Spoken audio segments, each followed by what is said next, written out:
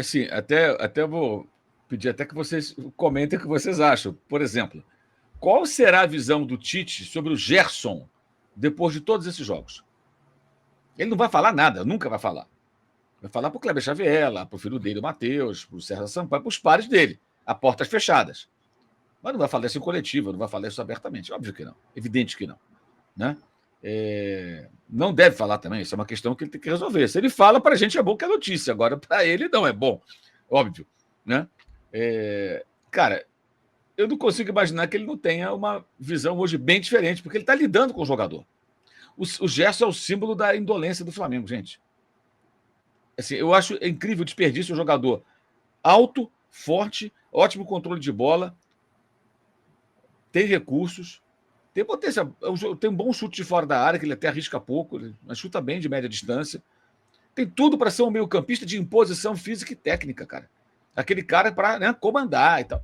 Gente, o cara joga, parece estar jogando na praia. Alguém escreveu ontem no Twitter, era o freestyle. Parece. E não à toa estava com a faixa de capitão, né? Talvez combine com a atuação do time. É o símbolo disso. O gesto de capitão ontem era o símbolo desse Flamengo. Aí quem tem que consertar é o Tite, porque não tem ninguém ali que vai chegar. Cara, aí foi o Juan para aquela entrevista domingo com o Tite. Cara, o Juan tem tamanho, né, cara? Jogou na Europa, na Itália, na Alemanha, Copa do Mundo, foi titular absoluto da seleção brasileira. Jogou no Internacional, jogou no Flamengo, começou e voltou para o Flamengo antes de parar. Fez até um gol no Flamengo com a camisa do Inter.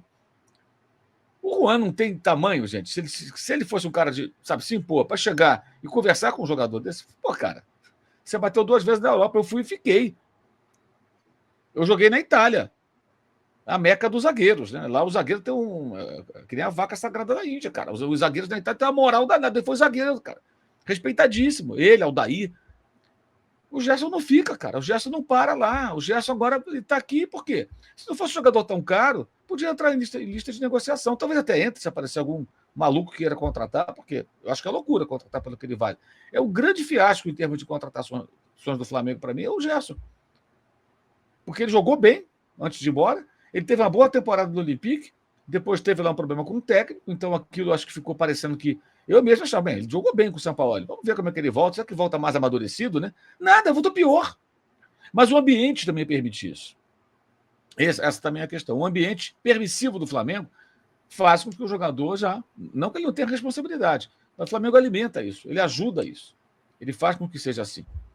O André falou sobre o Arrascaeta não ser um jogador tão vibrante, muitas vezes, né, mesmo sendo uruguaio, né? Só falta chegar o De La Cruz e pegar a mesma doença.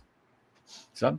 Eu não duvido de nada do Flamengo. Rigorosamente nada. Aliás, sobre o De La Cruz, né? Eu vi gente falando, por que não contrata logo? Gente, a janela só vai abrir agora no começo do ano.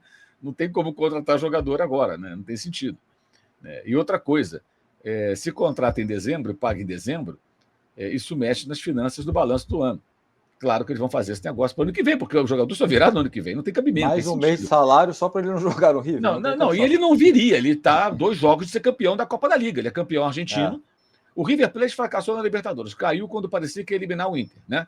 Caiu, foi decepcionante para eles. Mas foi campeão argentino e está a 2 jogos de ganhar a Copa da Liga Argentina.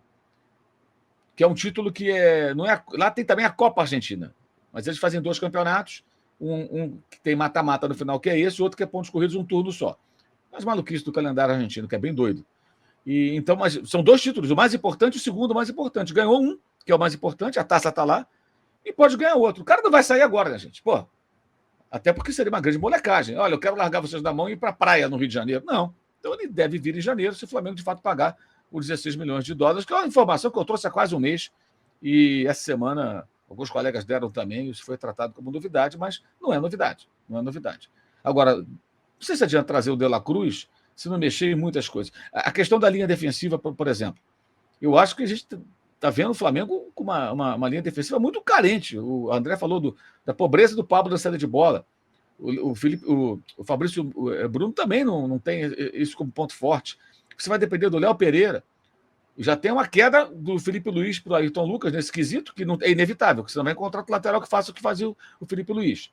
Né? Em termos de qualidade do passe, organização, frieza para encontrar os espaços, o jogador certo para receber a bola, não tem. E na lateral direita, o Flamengo tem uma carência absurda. Né? O próprio Varela não é um jogador com essas virtudes todas. Ontem ele até impediu um gol, né? O São Paulo não fez o gol porque ele deu uma travada ali, ele fez uma boa cobertura. Se fosse o Mateuzinho naquela jogada, já era gol do São Paulo. Eu tinha desistido no meio do caminho, acho eu, pelo retrospecto do mesmo. Então, acho que o Flamengo tem que olhar com muita atenção aí. Essas contratações, a coisa começa ali atrás.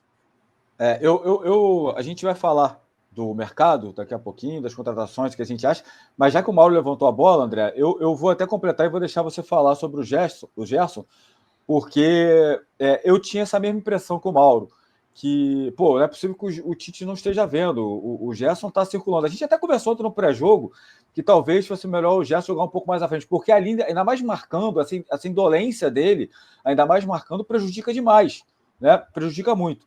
Mas eu vou te falar que eu perdi um pouco essa esperança. Eu não sei se vocês viram a coletiva do Tite, quando o Tite, pode ser bobeira, né? Mas, enfim, quando perguntaram ao Tite ontem, a coletiva até demorou, né, lá no Morumbi, sobre a dependência do Arrascaeta no time, o Tite falou que não dá para depender de um jogador só e que tem outros jogadores de qualidade. E aí ele cita o Pedro, o Cebolinha e o Gerson. Aí, tipo assim, pode parecer bobeira, mas ele citar o Gerson ali depois dessas últimas partidas, foi assim, porra, sério que vai citar o Gerson? Mas nesse ponto eu estou muito com o Mauro. O Gerson tem me irritado demais. Porque principalmente quando ele joga de segundo homem ali e ele se desliga, porque isso prejudica, quebra completamente não só a compactação, mas quando você tem a estratégia de pressionar, de tentar retomar a bola rápido. Enfim, fica à vontade para falar do Gerson, já que o Mauro levantou a bola. O Gerson, cara, ele tem uma coisa que são detalhezinhos que você observa no jogo. Essa coisa do freestyle, muitas vezes a postura dele é essa mesmo.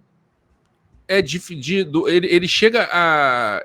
Sabe o cara quando tá jogando basquete, que ele recua e para assim, né? Levanta assim, ergue um pouquinho o short, curva assim o corpo, né?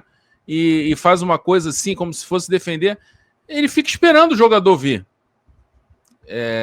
Numa postura muito passiva de marcação, muito diferente da que ele tinha em 2019 e até com o Rogério Ceni, depois até com o Domi.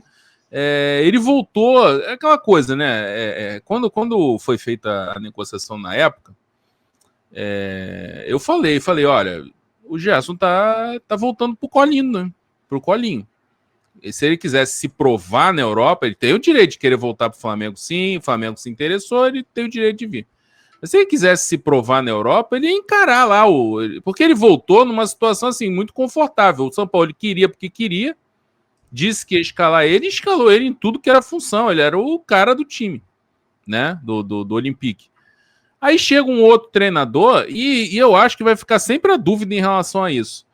Será que o treinador que implicou com ele? Porque se cria muito essa história, né, de que o treinador implicou com o jogador, mas de repente, só na saída do Sampaoli, na chegada de um outro treinador, o Gerson pode ter desistido.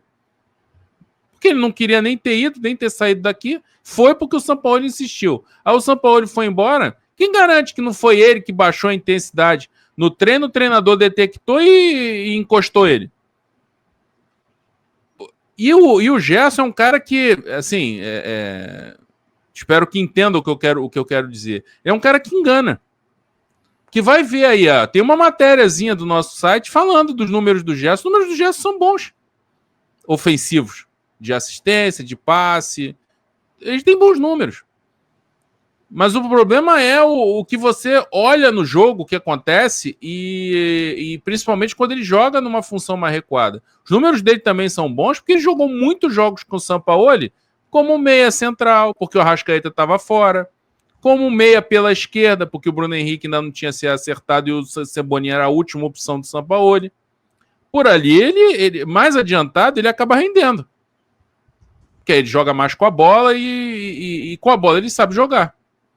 O problema dele é naquela função ali de meio campo. Isso atrapalhou demais o Flamengo nos últimos jogos.